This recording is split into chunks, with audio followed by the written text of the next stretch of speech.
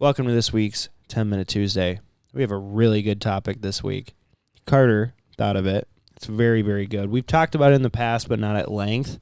And it's what items in the hunting market can absolutely be improved on. Yeah. Yeah, we've talked about this before because there's like 100 different things that could definitely be improved upon, I think. Starting with batteries, right, Joey? Batteries. Like, how is it possible some of these batteries just don't work, but some do? I don't get Bigger battery. It's weird. What's another thing that you think could just be like... Honestly, just battery connections in general. You know, if you look back at the old Mojos or even the old Lucky Ducks, dude, the way that those things connect, like you have to be an electrician to fix it. Like it'll just come unfrayed or something and it doesn't have enough connection on it. So then you have to move back on the wire, cut it, strip it, then put that through. There's not enough line. Boo-hoo. Figure it out. Mm-hmm. Drives me nuts. Yeah. Yeah, another one for me, big one. Dude, layout blinds could be way better. In what way? Dude, in every single way. I know, but give me one. Okay, number one, I feel like 90% of the layout blinds that are out there right now, like the thing that you lay on, no padding. And if there is padding, very little padding. We're talking about almost none. Why? What do you think they should have there instead? Why wouldn't you have like an 1.5 inch thick foam pad that's sewn into all of those things that you lay on?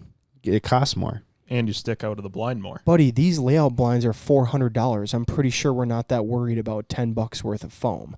What did you say? You stick out more? If it's elevated, like 2 or 3 inches of foam, you're going to be out more when people want a low profile blind. 2 inches, buddy. The size of these tangle-free blinds these days, dude, the size of a car. That's what I have. Okay? I love it. I mean, these things are unbelievable. We're not worried about size. We're not worried about money. If you made a sick layout blind that was $450 or whatever, and it was the best layout blind, hey, dude, we're not worried about size and money. We already know that.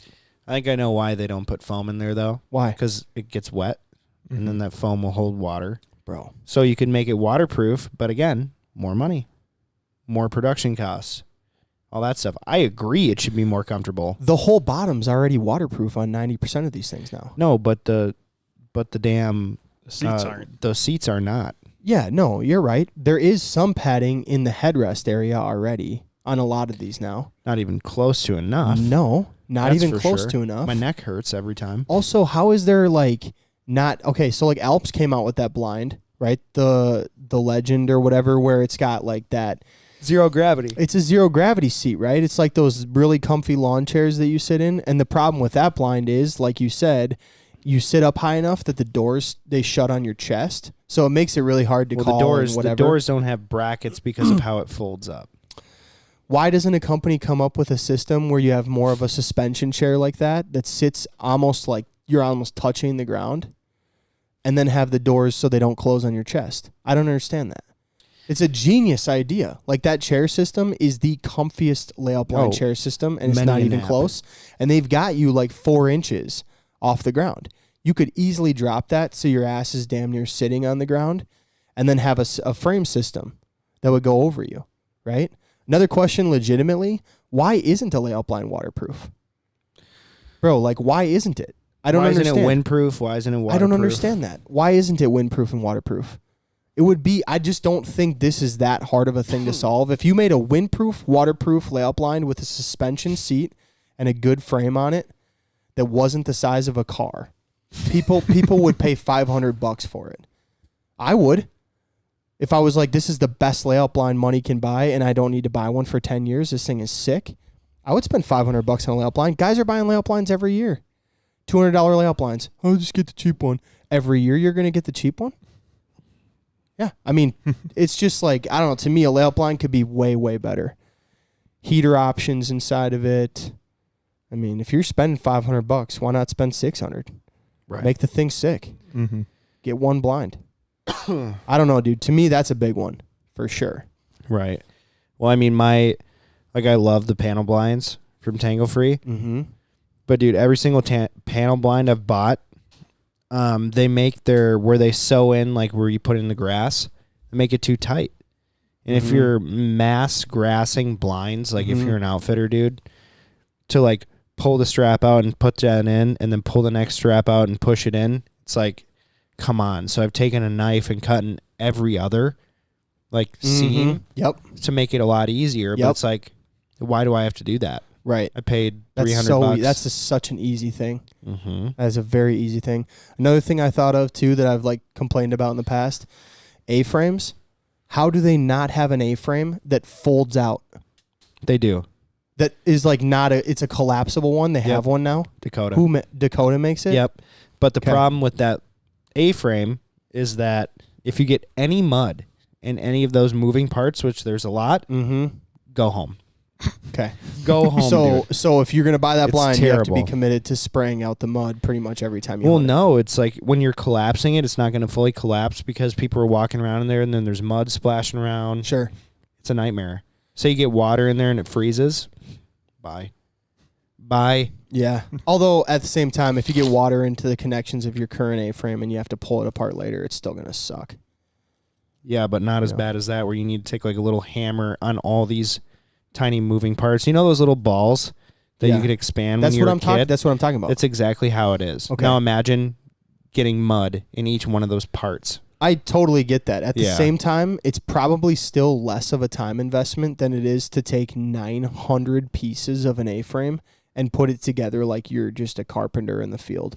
I think this piece is longer, so it must be the base for this side.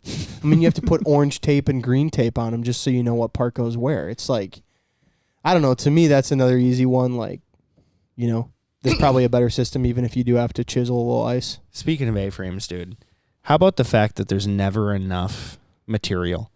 It's like when you got the whole thing spread out and then you're trying to snap the sides in, kill me.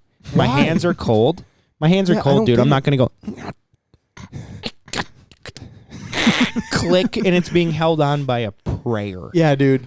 No, 100%. Hey, understand that thing's going to shrink, dude. As it fades in the sun and gets beat up and sits over the years, it's going to get smaller. The day you put it together in the factory, if it has 0.0 inches of space for you to make it work, trust me, in 1 month, it's going to suck.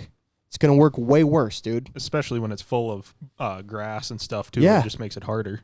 Yeah, dude. 100%. Right. You're completely right. Why not give us 4 extra feet of... Drives me nuts. I can talk about every single A-frame except for dive bomb because I've never hunted out of it. Yeah. And they all suck. They all have their little problems. They do. You know? And like, hey, we got to move the A-frame. Oh, okay. You get on that side. You pick up that side. I pick up this side. The second you pick that thing up, something disconnects. Yep. I don't care what brand it is. Something disconnects. It's topsy-turvy. It's always windy. Bye. Grass falls out. Every time you get out of your blind, you have shit poking you in the eye. If you grass it well enough. If you don't grass it well enough, you're screwed. You know? Yeah. Why don't we have like a G-frame where it goes over your head and you can just pull a cord and it goes whoop and you're done. Right. And you're done, dude. Yep. I can't 100%. stand A-frames. Yeah. Another they drive me nuts. Another one I thought of too. So, you know, Scott had his Magic Mic thing. How is there not a better system for the Magic Mic yet? I mean, that thing is sick. Like, it's such an easy thing to set up in the field, and I think it works great. Oh, yeah. Like, it's a sweet deal. But, dude, that string getting caught in every decoy and the dog running through the string, and, you know, like, there's just got to be a better system for a flag in the field. You know, not a flapper, a flag that you could use on a stake system. I don't understand how there's not a better deal for that yet. I know. It seems like such an easy thing, especially with so many like motion decoy companies and all that stuff. I mean, how is that not a... Right. You could do that.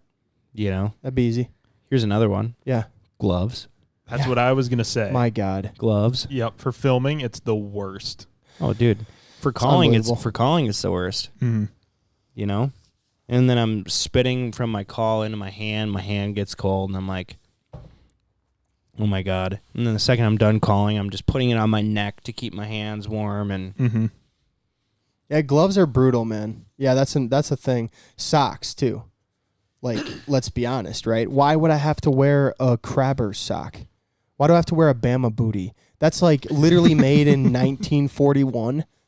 for, people that had to go on Alaskan crab boats. Why? Why is there not a better insulated sock yet? Mm-hmm. That's crazy to me.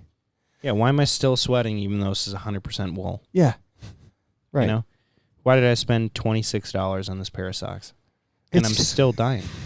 It's pretty insane. Yeah, I think that's so now that we've bitched about all these products for a few minutes, I think that kind of wraps it up. So essentially, hey, if you have a product that you think could be improved upon, shoot us a message. Let us know what it is. We want to bitch about more of them. And for the companies, try to use your product in the field before you sell them.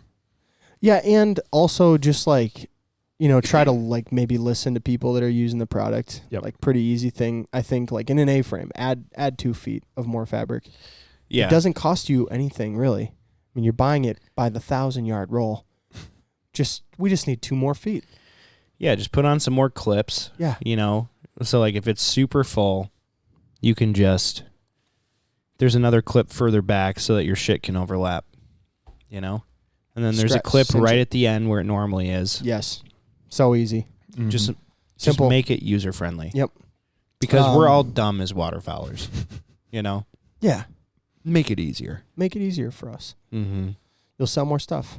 Thank you guys for listening to another 10-Minute Tuesday. Be sure to message us and let us know what you want to hear us talk about next. We'll see you soon.